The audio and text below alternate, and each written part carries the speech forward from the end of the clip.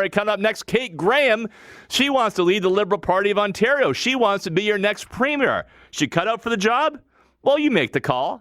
Next. So it's at the Ontario Liberal Convention this, it was about 6 months ago or so. They decided to open up their contest for leadership. Some of the candidates were there. They stopped by our hospitality suite that the Ontario Real Estate Association had at that event. And people were wearing a Draft Kate button. They were wearing a Draft Kate button. I said, who's Kate? They said, it's Kate Graham. Is she a contestant? No, but we want her to run. And then lo and behold, a little while ago, Kate Graham declared she's running to be leader of the Ontario Liberal Party. Let me tell you a bit about her. She is a University of Western Ontario political science professor, teaches at King's College and the Huron College campuses. She is the daughter of two teachers. That sounds familiar. That's me too, originally from Exeter, Ontario. And Kate has a long history of community leadership and volunteerism. Before running for the provincial legislature in 2018 in London North Centre, Kate had served as a civil servant most recently as the City of London's Director of Community and Economic Innovation. She is also a thought leader when it comes to the participation of women in politics. And now you're walking the walk. Kate Graham, welcome to Tim Hudak Show. Thank you very much, Tim. Thanks for having me on. Right off the top, tell us something about you that we can't find in Google or Wikipedia.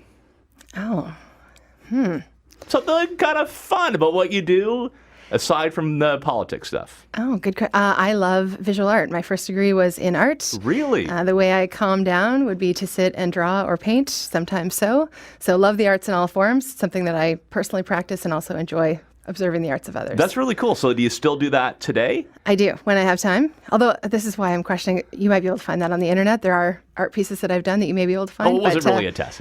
Okay, well, that's good. Because I can't draw a stick man arts with a ruler, for goodness sake, so I admire that. Oh, well, thanks. Yeah. All right, so tell us why you want to be Premier of the province of Ontario. Sure. So I ran in the 2018 election in London North Centre, as you said. And like most Liberal candidates, I lost, but learned a lot through that experience about the things that people want to see change in the party and in the province. It was a bit of an angry election for Liberals. People were very clear about the things they were unhappy with. And I think we have an amazing opportunity now. The party had its worst defeat in its history. We've got a big job to rebuild in ridings all across Ontario, but it also gives us an amazing opportunity to think big about who we are and what we stand for, to draw new people into the party and see a new generation of leadership rise up. And that's exactly why I'm running. All right, let's talk a bit about that then. So if you had to diagnose, you were there at the doors in London North Centre, and you're in the seat that Deb Matthews, legendary Liberal cabinet minister, had before. So if you diagnose, Kate, what you heard at the doors there, what went wrong in that last election for the Ontario Liberal Party? So after the election, I led something called the Listening Project, where I interviewed myself and a group of candidates, reached out to every candidate who ran to say, what were you hearing at the door? What happened? And I would say the response to that exercise was very similar to what I was hearing in London. People felt like after 15 years in power that the Liberal government had stopped listening. I think this was more true in some parts of the province than others. The further you get outside the GTA, the stronger there was a sense that the party had lost touch with the things that matter to people. It's a big province, as you well know, better than most. And so sometimes, the same idea doesn't make the same amount of sense depending on where you are. And so really focusing on listening to people, reconnecting with what they care about, appreciating that might be something different depending on where you are, is, I think, where the party needs to go in a big way. What do you say to people who say, well, you should maybe, take your time. You should run as an MPP, be a cabinet minister, and then, run again down the road? Why go for the top job right out of the gate? So I don't think this is a time to be timid. And I'm also not someone who believes people need to kind of wait their turn. This is a moment in time where the party needs to be bold. We have nothing to lose. There's nowhere to go but up. But the only way that we're able to do that is if we see new people stepping forward. And it's not just about who the leader is. I actually think that's a fairly small part of the equation. Who the leader is important. But more important is this idea of how we want to lead. And a big group of people rising up in communities all across the province. That's what a rebuild looks like. That's what our campaign is about. And that's what the party needs to be about as we head into the next election.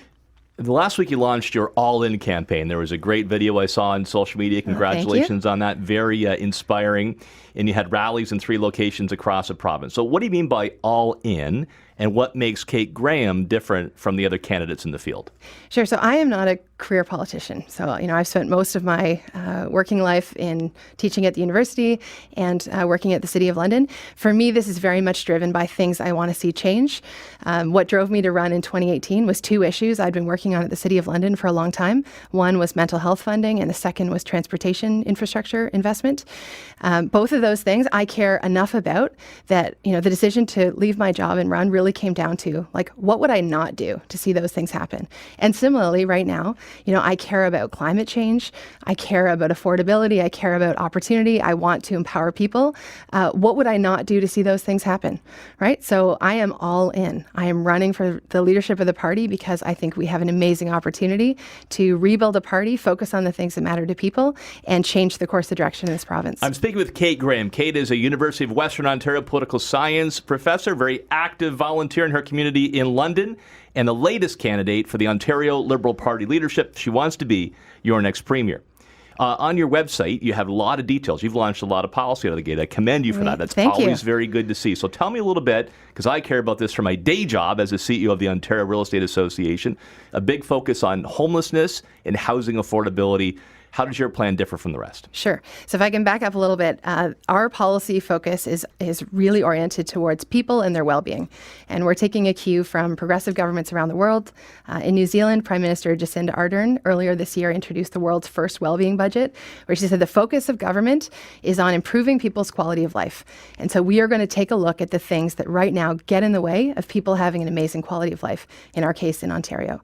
And so one of the reasons housing is so important to us is we know this is an actual problem that many, many people are facing. And this looks, it takes many forms.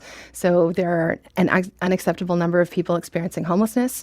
That's its own set of issues. We also know there are lots of, particularly millennials, who are struggling to get into homeownership.